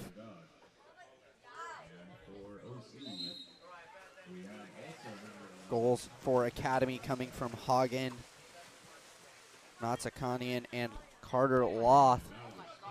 Riptide will win the sprint here for the third. Sent back to Uno.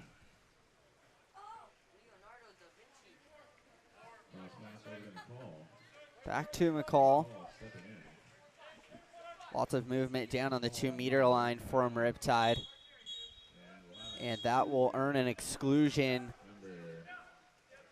Larson kicked out for sinking.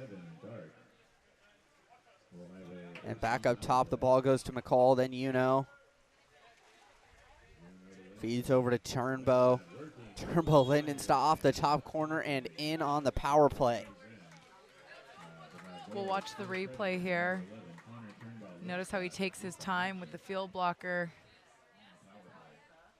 We may not see the replay here, but he takes his time with the field blocker and really leans and finds his way around the arm there, getting the ball into the back of the cage. Academy now across to Burkhart. Down the wing, earning the ordinary is Vertigal. Ball goes up top. Quick passing here from Academy. Feeds into center. Goes off a Riptide player, and they earn an exclusion. It's picked up by Castillo. Sent back up top. Academy taking their time setting up their 6-on-5. Car carry up top for Burkhart. Over to Vertigal. Far wing. Looking a sidearm shot from Ryder Dodd. Academy scores their first goal on the power play.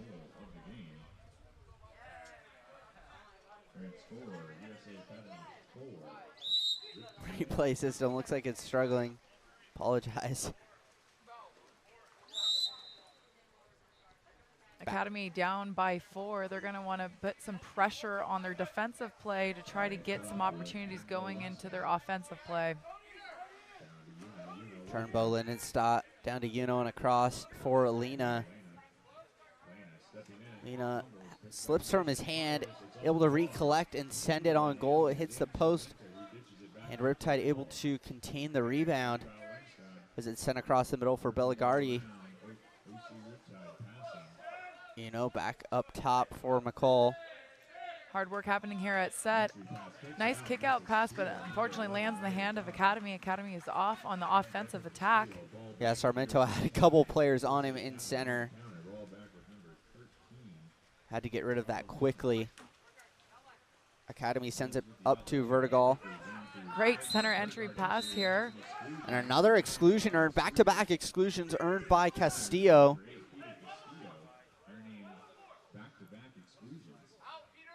Academy really playing it safe with their passes, taking a look, taking their time. And there it is, the no-look shot. Incredible. Looks away just to sell, you know, maybe the next thing I will do is pass. But actually, here comes the shot. Catches Wolf off guard. A 6-for-6 lineup sub here for Academy. Again, there's about 50 athletes trying out for the Youth World Championship roster in Belgrade this summer in August. And these National League games are an opportunity and part of a tryout for Academy. So you're seeing these athletes coming with their best effort and energy to these games. And those young legs too, doing them good. Gonzalez picks up the earned exclusion in set. Pantaleon is excluded here. Up to Turnbow. It is stop for Riptide. A lot of water polo left in this game. Riptide been consistently up, but they can't put their foot off the brake. They have to continue to find those opportunities, and Gonzalez makes it look easy on this pass. Good movement here on the post. Read by teammate, right to the hand. Just a quick redirect. Finds the back of the cage. Very nice pass from McCall into center for Gonzalez as he taps it in. Natakanian down the wing for Hagen now. Back up to Natakanian. Academy looking to keep their offense going. They scored 2 here in the first about 3.5 minutes of the third, after only scoring 3 in the entire first half. Riptide able to get a defensive stop here as it's sent up to McCall and across to Peoples. Kremp back up to Peoples. Gonzalez causing some havoc in center. Looks like he's found his side. Pantaleon trying to deal with him here. Shot clock will help him out now. Advantage for Academy. Gonzalez caught behind the play. We'll see what Academy can do. Up to Arkelian. Nice pass into center. just slips out of the hands of Pantaleon. And Riptide back with the ball now. Now Riptide with the advantage as Pantaleon is behind the play. Wolf just slowing it down, however, as he sends it up to McCall. You see both 2-meter players here exerting a ton of effort offensively and trying to get back the best that they can defensively, creating small opportunities for both teams. Peoples a beautiful pass, but Again, highlighting Yuno's quickness on his shots. It's almost as if he makes the decision before he gets the ball that, yep, I'm going to fire this off. Skip and bar in right over the head of the goalie.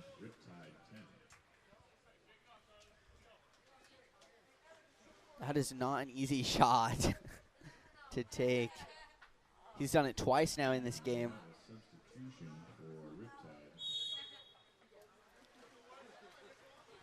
Pantaleon will start it up for the USA Academy team. Down 5 with 3 minutes to go in the third.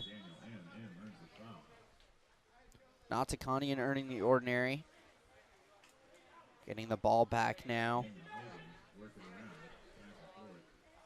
Up top for Pantaleon.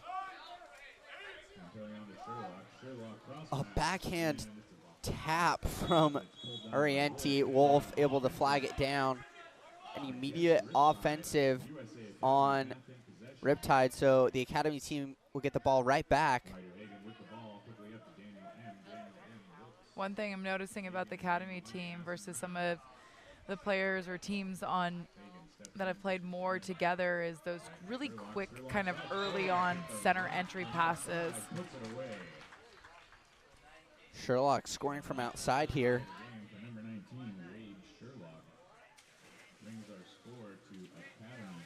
Caught the blocker right there as he switches his arms. It's in those quick, brief moments where you're finding the opportunities.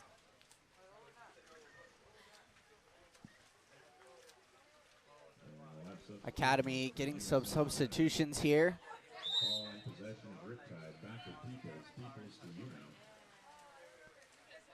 Yuno with the ball now for Riptide. He'll send it up to Orienti. Back up to Yuno. And across for McCall. McCall earns the ordinary on Hagen. We'll send it up top. Peoples sneaking in. Looking to shoot. Taken out from behind. Number 16 Dart, Ryder Hagen with the hustle play to prevent the shot. Manages to get the ball and off the counter. Hagen able to steal it away from behind it. A timeout from Academy. Out of the timeout, we will have An exclusion on Riptide. I believe it was on Peoples. Academy will be 6 on 5 here.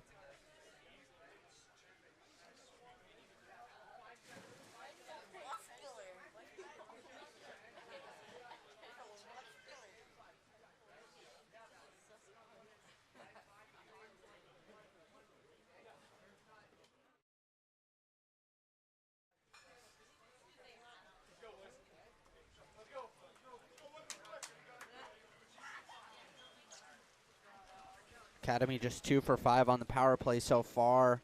Meanwhile, Riptide rocking a 75% power play.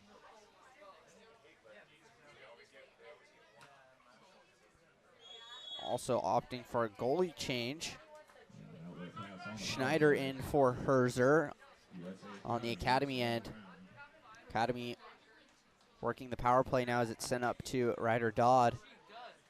Dodd goes up top for Eric Ellion. Vertical had it slip out of his hand. Able to regain control though.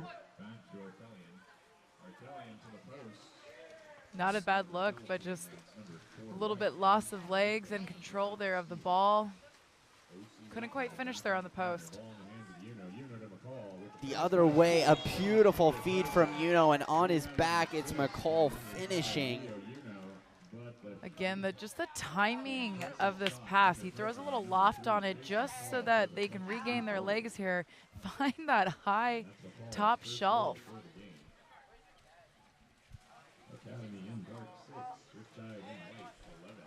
A beautiful goal from Nicole. And back up by 5. A minute and a half to go in the third.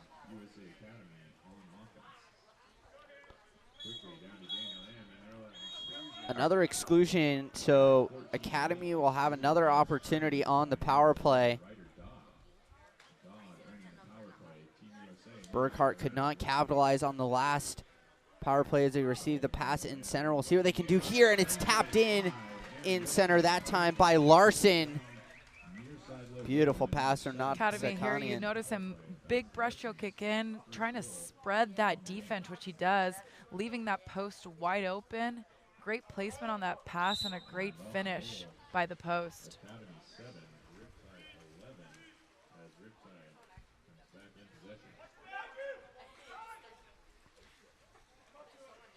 Press defense here from Academy. Very nice turn from Turnbow Lindenstadt. Looking off the crossbar, big rebound. Well collected by Ryder Dodd. As he sends it back to Schneider to reset. Schneider up to Arkelian. 30 seconds remain on the clock for the third. Attacking here on the defense, good center entry pass, quick move to the ball. Lay out into the back of the cage. These are the quick passes I was talking about earlier. That connect is everything. Back-to-back goals for Academy, and they're within 3 now. Great momentum shift for Academy. Can they hang on to it and have a good defensive possession here? They would love to hold as there's only 12 seconds left in the third. We'll see if they can keep the lead cut down to 3. Turnbow Lindenstadt opts for a lob just off the crossbar. Only 1 second remains. Schneider will have to shoot this. An easy save for Wolf. And into the fourth quarter. Academy within 3. Some good work here. Shots 24-24 Riptide through 3 quarters. And we'll be back in just a moment.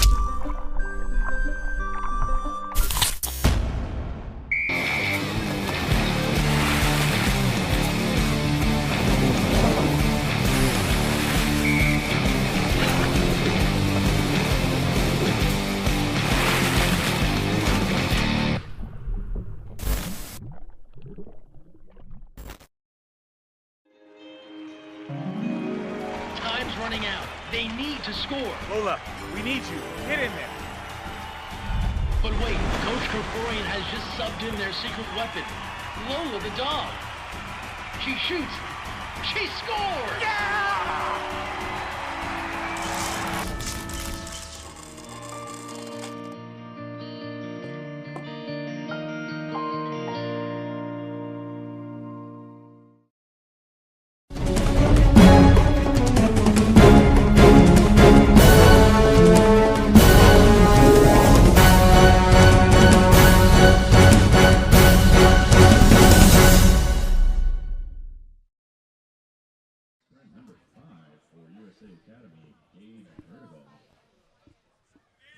Alrighty, 8 minutes left to play here. The Academy team making it interesting here after they were down 5, 2 goals to end the third. Riptide, however, wins the sprint, looking to extend their lead. Academy most definitely keeping a presence in this game.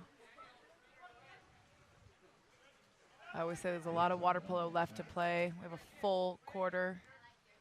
Academy only down by 3. Great defense here. Plenty of possessions left. They get a steal there on the ball under. Schneider now looking for an outlet and able to find Vertigal. Academy was center with ball side position. Vertigal looked short side, thought about shooting, and Alex Wolf was about halfway out of the water, challenging him to that. Not so much space in front of the cage there. Running a double post, defense back. Looks like an offensive call, return on the offensive attack here for Academy. Should have an advantage momentarily at least. Riptide players getting back on defense. Berghardt shooting, goes bar down on a skip shot. Turnbow Lindenstadt just a little late behind him as he was trying to get back. Just moments away here of getting his arm knocked. It's a good thing he got that off, just out of reach. Just so close. So Academy now within 2. Able to hold on defense and then score. We'll see what they can do here.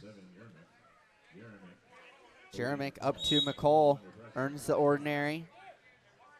McCall over to Jeremic. You know.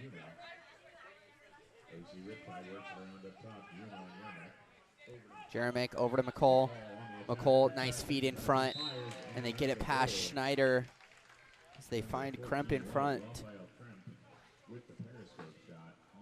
You watch Riptide with the patience here. Just, again, 2 breaststroke kicks. Not much of an opening there, but just enough to find that connection and finish in front of the cage.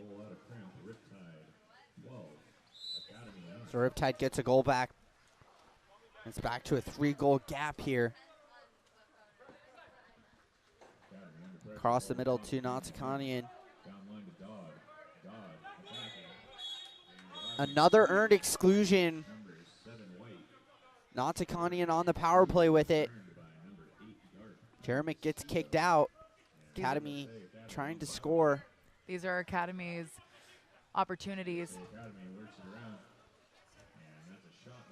Tries to shoot across cage, and Vertigal unable to capitalize on the man up. Jeremic coming out of the box, sends it over to McCall.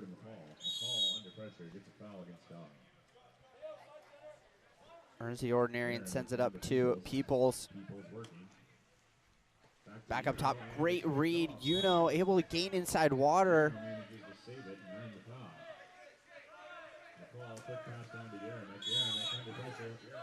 Earning the ordinary. Shot clock expiring at 1. Riptide will dump the ball, and Schneider will chase. Schneider down line for Arkelian. Up top for Vertigal.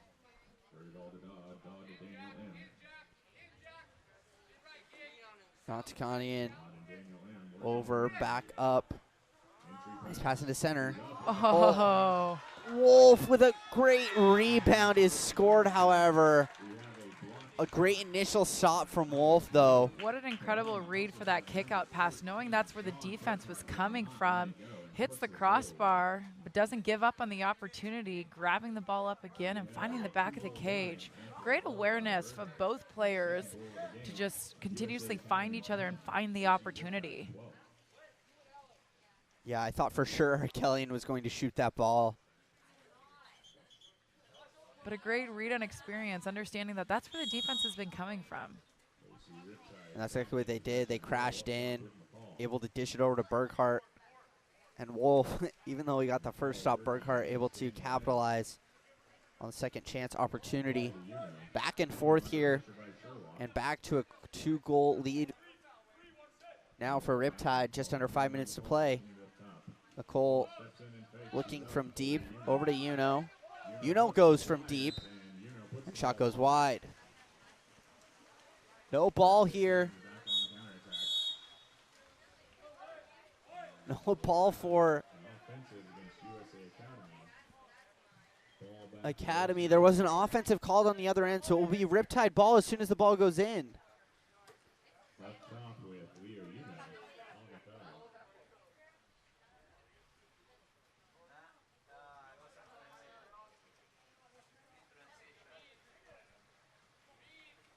You know, able to find Turnbow Lindenstadt.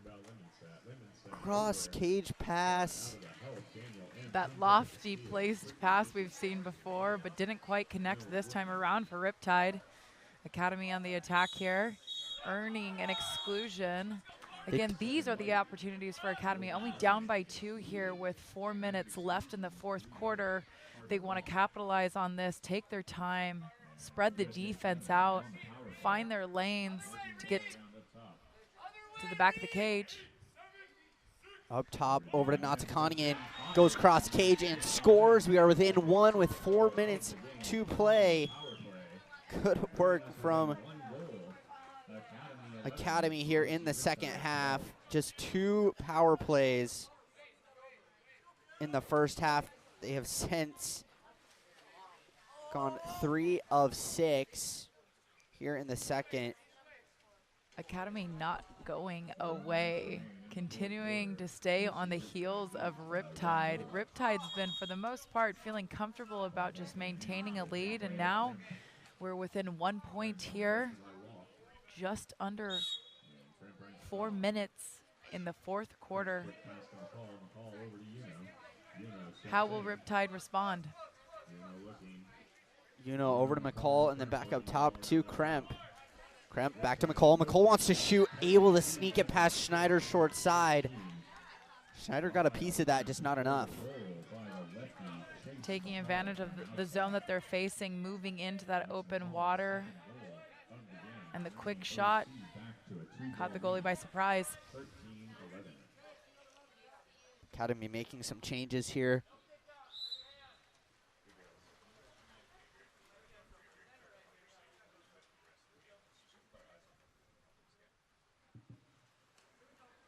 Riptide shooting at 48%, almost scoring half the shots they put on goal.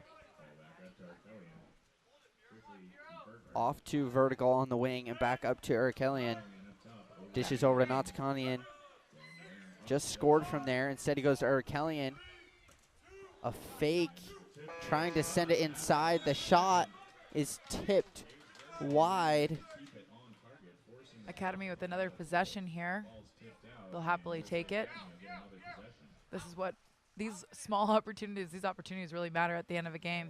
You can receive another possession back to back. It's a good deal. Back up to Erkelian here. Erkelian looking to center, decides to shoot that. And it goes wide. Wolf looking down line. Waiting for the offense to get set up. Looking for the pass inside. Decides to shoot it, and Schneider just got enough of that to keep it out. Help from the cage as well. Academy able to hold on defense. 2.5 to play now as they send it up to Natakanian. And they're going to get another exclusion call. It's Kremp excluded again. Natakanian on the wing, looking to cut it back down to 1. Erkelian over to Vertigal. Academy most definitely getting their opportunities here at the end of the game. And a great feed inside from Ryder Dodd as he finds Arienti. Attacking and drawing the defense. A great touch pass to the post there, and a really awesome, great redirect there for the post that had to have felt good. Wolf was there, just read it a little bit late. And Academy is back within 1 with 2 minutes to go now. We'll have substitutions for Academy. OC in possession. Ball back with number 9, Antoine Lena. Academy proving that they're not going away. They're going to play to the end. And definitely a lot more energy in this Academy team. The 3rd game for Riptide this weekend. Just the 2nd for Academy. Peoples shooting a save from Schneider, a big save with 1.5 minutes to go. Energized for the Academy team. They have a bit of an advantage here. They were down as many as 5 earlier in the first half as this ball is sent up to Berghardt. And Academy is able to earn another exclusion. Ball is on the, it slips past the line. Loth on the in front. A great read here and an important call to not slow down the game and set up a full 6-on-5 and earn exclusion out of 2 meters and quick pass to the 2-meter player for a quick finish. Beautiful stuff from Academy. There's an exclusion on Lena for Riptide. And then Carter Loth on the power play, scoring for Academy to tie it up at 13. McCall able to earn the ordinary for Riptide. 20 seconds on the shot clock now. Up top to McCall. Riptide now trying to organize a backhand shot that got tipped in front. Schneider might have gotten a piece of that. It goes off the crossbar, but Riptide able to get the rebound. 15 seconds left on that fresh shot clock they got. An exclusion on Academy now. Let's see if Riptide can capitalize and try and take the lead here. 45 seconds to play. Academy having to be locked in on their 5-man defense here. Not wanting to let Riptide get up by 1 with 35 seconds left on the game clock. Trying to take the lead. Puts it short side and wide. Big field block here by Academy. Driving this offensive possession. They are up with the advantage, but they're going to play it safe and pass it short here. Castillo lunging over to the wing to make that block. Now Academy has a chance. They're going to call a timeout with 14 seconds left. Try and set up the offense. Academy down 5 goals in the first. Incredible here. The whiteboard comes out for Academy as this is a learning moment. Tied at 13 with 14 seconds left in the game. Strategizing on what they will run and how they will play this time. Academy is actually leading Riptide in blocks. They've got 11, Riptide just 9. But the power play has been crucial here. Riptide earned just 2 man advantages in the first half, unable to score on either of them. They are 5 for 8 here in the second half, and they've got 14 seconds and a man advantage again. Really, this is Academy's opportunity. This could be their game, or we will see these teams go into a 5-meter shootout. Would love to see Academy win it here on a last play, especially after you go to the whiteboard and draw up something. Always love to see that come to fruition. Shot here of both teams setting up, getting ready for this last 14 seconds.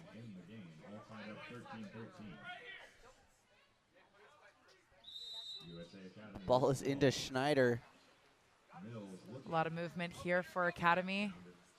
Looking for their opportunity. 5 seconds left on the clock. Dodd with it. They give it to Dodd to shoot. Wolf will.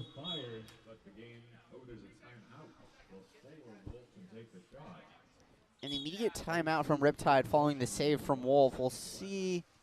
There's only 1 second left on the clock.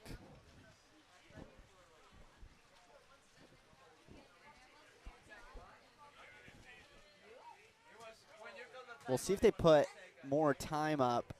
Looks like we may get 2 or 3 seconds up there.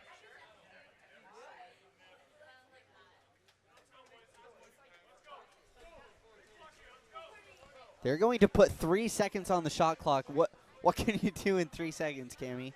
They're going to be looking for a quick opportunity. Academy just really wanting to be up on their legs and on their blocks. Academy's goalie staying vigilant and being ready for the quick shot. You know, I would say one of their quickest shooters on the team. I wouldn't be surprised if the ball would be coming from him. We'll see how they set this up. They've also got Wolf in the play. 7-on-6 here. This has got to be a new look for Academy. Una will likely have the ball up top. And when we return, 3 seconds remaining on That is where he is set up, right here at midpool. He will start with the ball. OC, last possession of the game. Puts it in play. Una will swim it up and shoot it. Got tipped in front. Wolf was there, but right as the clock expired, and so we will go to a shootout. 13-13 at the end of regulation. This is a phenomenal experience for Academy to go through a shootout experience, and against Riptide's goalie Wolf nonetheless. A great experience to have under their belt. And again, these guys know how to shoot. They've had repetition after repetition. They know how to get up on their legs and finish a shot. Comes down to the mental game. And it looks like we may get not Alexander Wolf, Bernardo Herzer back in the cage for Academy. He is out there warming up. Who do you give the advantage to in the shootout, at least in terms of the goalies? I mean, really, it comes down to their 5-meter game, and I think, you know, repetition and experience. We'll see how it shakes out by the end of this. We'll see who the shooters are for each team. You'd have to assume that Turnbow, Lindestad, and Uno are in that lineup for Riptide. Academy, though, so many young, talented players on this team.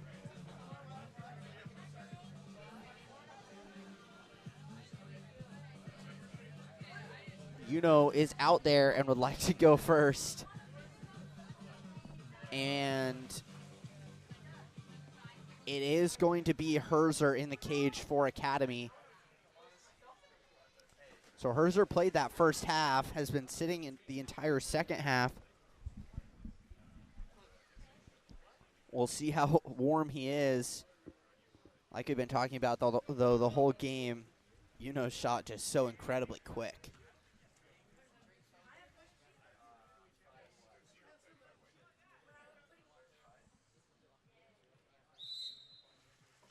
And Uno fires that into the top right corner. So this is interesting. It looks like we're going to be using the same cage for both teams because of the glare in the sun in the other cage. Wolf taking his time, referee blowing his whistle saying, hurry up, get in the cage, let's go. He was all the way out on that far side of the pool. Can't be easy for transition for these goalies to be going in and out of the cage. Skipping it in, Ryder Dodd for the Academy team. 1-1 currently in the shootout. Both teams score in that first round. Next shooter, 11 height, Connor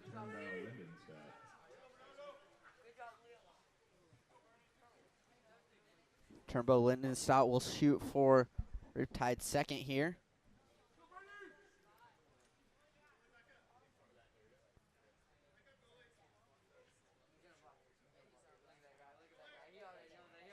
Goalie being called back here. Turnbow Lindenstadt off the left post and in for Riptide.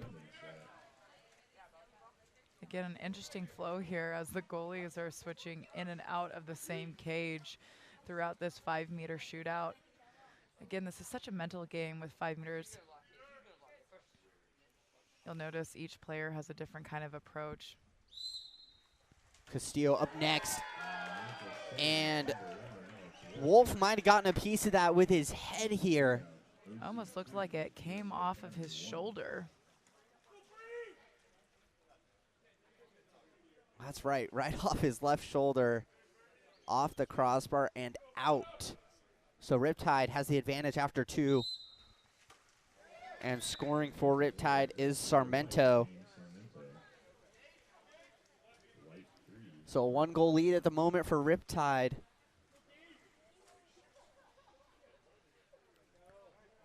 Vertical shooting next for Academy, looking to keep it at that. Wolf coming off a save and makes another one. Alexander Wolf. Back-to-back saves. Again, a great experience being earned here by the Academy team. Just uses his arm, flicks it up to make that save. Incredible stuff. Hand on that. We can hear it from the desk here. A tip, but just not quite enough. Kremp scores for Riptide, and that will be it. Alexander Wolf comes up big again. Back-to-back saves in the shootout for Riptide.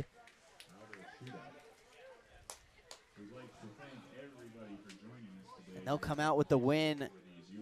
But really a great performance from Academy. A young team, they were down 5 in the first half. And they come back, earn quite a bit of exclusion. That's right. But good for them just to stay in the game, keep the pressure on. And it's one thing to stay even throughout a game. It's another to battle back after a 5-goal deficit.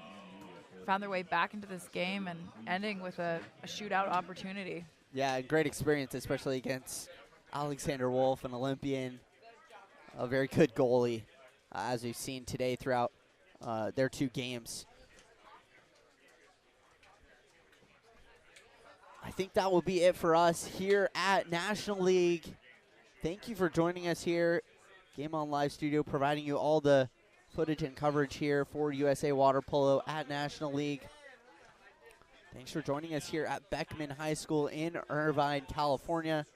My name is Trevor Linton. Alongside me, Cammie Craig. Thanks for joining us. Have a good evening.